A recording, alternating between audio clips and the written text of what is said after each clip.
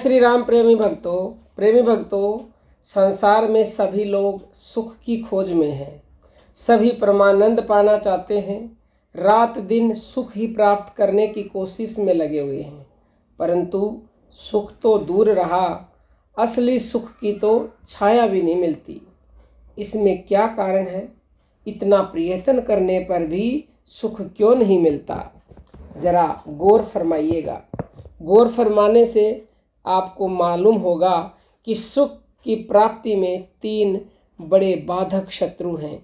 उन्हीं के कारण हम सुख के समीप भी नहीं पहुंच पाते। तो चलिए जान लेते हैं वो 3 शत्रु कौन से हैं। पहला है मल, और दूसरा है विक्षेप, और तीसरा है आवरण। अब इनके बारे में थोड़ा विस्तार से बात कर लेते हैं कि मल क्या है। मल है मन की मलिनता, विक्षेप है चंचलता, और आवरण है अज्ञान का पर्दा। जब तक इन तीनों का नाश नहीं होता तब तक हमें असली यानी कि सच्चे सुख की प्राप्ति असंभव है। इनमें आवरण का नाश तो सरल ही हो जाता है, सहज ही हो जाता है। आवरण को हटाने के लिए खास प्रयत्न करने की आवश्यकता नहीं है। भगवान स्वयं बुद्धि योग प्रदान करके सारा मोह हर लेते हैं। भगवान कहते हैं गीता अध्याय 10 में कि निरंतर मुझ में मन लगाने वाले और मुझ में ही प्राणों को अर्पण करने वाले भक्तजन मेरी भक्ति की चर्चा के द्वारा आपस में मेरे प्रभाव को जानते हुए तथा गुण और प्रभाव सहित मेरा कथन करते हुए निरंतर संतुष्ट होते हैं और मुझ वासुदेव में ही निरंतर रमण करते हैं। उन निरंतर मेरे ध्यान आदि में लगे हुए और प्रेम पूर्वक भजने वाले भक्तों को मैं तत्व ज्ञान रूप योग देता हूँ, जिससे वे मुझको ही प्राप्त होते हैं। जब तक मन मलिन और चंचल है तब तक प्रेम पूर्वक भजन नहीं हो सकता। फिर बुद्धि योग कहाँ से मिले? पाप के कारण मन में जो अनेकों प्रकार के मलिन गंदे विचार उठा करते हैं, एकांत में ध्यान के लिए बैठने पर जो बुरे बुरे भाव मन में उत्पन्न होते हैं, यही तो मन की मलिनता है।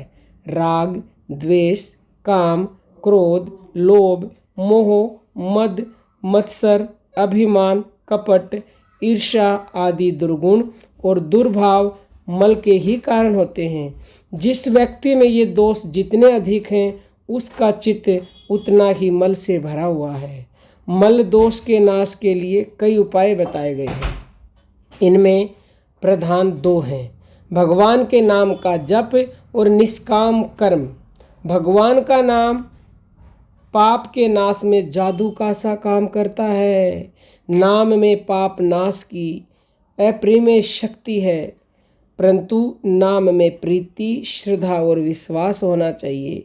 जैसे लोभी व्यापारी का एकमात्र ध्येय रुपया पैदा करना और इकट्ठा करना होता है, और वह जैसे निरंतर उसी ध्येय को ध्यान में रखकर सब काम करता है, ठीक इसी प्रकार भगवत प्रेम का लक्ष्य बनाकर हमें राम नाम रूपी सच्चा धन एकत्र करना चाहिए। कबीर जी जिसके लिए कह रहे हैं, कबीरा सब जग निर्धना, धनवंता नहीं कोई, धनवंता सो जानिए, जाके राम नाम अंग हो। यानी कि सारे काम करते हुए हमें राम नाम का धन एकत्र करना चाहिए, तभी हमारे मन का मैल धुलेगा और हम जन्म जन्मों के लिए धनवान हो जाएंगे। इसी प्रकार निष्काम कर्म योग से भी मल का नाश होता है। निष्काम कर्म योग के भी प्रधान 2 भेद हैं। पहला है भक्ति प्रधान कर्म योग और दूसरा है कर्म प्रधान कर्म योग। पहले में भक्ति मुख्य है और दूसरे में कर्म की मुख्यता होती है। इन दोनों में भक्ति प्रधान कर्म योग विशेष रूप से श्रेष्ठ है। वास्तव में दोनों में ही भगवत प्रीति ही लक्ष्य है, अन्य कोई भी स्वार्थ नहीं है। स्वार्थ की कमी हुए बिना कर्म योग बनता ही नहीं। फल आसक्ति को त्याग कर भगवत प्रेम के लिए जो शास्त्रोक्त कर्म किए जाते हैं उन्हीं को निष्काम कर्म योग समझना चाहिए। इस निष्काम कर्म योग से हमारे मन के मल रूप दुर्गुणों और दुराचारों का नाश होकर सद्गुण, सदाचार, शांति और असली सुख की प्राप्ति होती है। सात्विक भावों और गुणों का परम विकास होता है। इस प्रकार मल दोष का नाश होने पर विक्षेप अपने आप ही मिट जाता है और चित्त परम निर्मल और शांत होकर भगवान की भक्ति में लग जाता है। उसके पश्चात भगवत कृपा से आवरण भंग हो जाता है।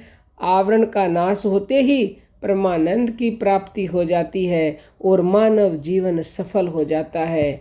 मुक्ति अथवा भगवत साक्षात्कार करने के लिए निष्काम भाव से की हुई भगवान की भक्ति से बढ़कर अन्य कोई भी साधन नहीं है। हमारा लक्ष्य यही रहे कि भगवान में हमारा अनन्य प्रेम हो। इसी के लिए हमें निरंतर चेष्टा करनी है। सफलता चाहने वाले सभी लोग अपना लक्ष्य बनाकर चलते हैं। सब अपने जीवन का ध्येय रखते हैं और अपनी बुद्धि के अनुसार उसी ध्येय को परम श्रेष्ठ सर्वोत्तम मानते हैं। ध्येय में सर्वश्रेष्ठ बुद्धि न होगी तो उस ओर बढ़ना कठिन ही नहीं असंभव है। संसार में सबसे बढ़कर हमारा लक्ष्य हो, उस लक्ष्य से विचलित करने वाला राग द्वेष से उत्पन्न हुआ मोह है, क्योंकि मोह के वश होकर हम अपने लक्ष्य को नहीं देख पाते। तो हमें इन तीनों शत्रुओं को समाप्त करना है। जो बातें आज की वीडियो में बताई हैं उनके अनुसार आप चलोगे, अपने जीवन में उतारोगे तो आपको सच्चा सुख जरूर मिलेगा। क्योंकि अभी जिनको आप सुख माने बैठे हो वो सुख नहीं है। असली सुख वो होता है जो एक बार मिलने के बाद समाप्त ना हो। संसार की जितनी भी चीज़ें आपको मिली हैं, जिनको आप सुख समझे बैठे हो, वो कुछ दिनों के बाद नष्ट होती हैं। अंतिम जो सत्य है, जब तक उसको नहीं जानोगे तब तक आपको असली सुख मिलेगा नहीं। और अंतिम सत्य है परमात्मा, और परमात्मा को जानना ही पड़ेगा। उसके लिए मन को धोना पड़ेगा। मन का मैल जब तक नहीं धुलेगा जब तक वो प्राप्त होंगे नहीं। क्योंकि राम नाम के साबुन से जो मन का मैल छुड़ाएगा, निर्मल मन के दर्पण में वह राम के दर्शन पाएगा। तो देरी किस बात की है? राम नाम का जप कीजिए, ज़्यादा से ज़्यादा कीजिए और असली सुख को प्राप्त कर लीजिए। अब हम अपनी वाणी को विराम देते हैं। जय श्री राम।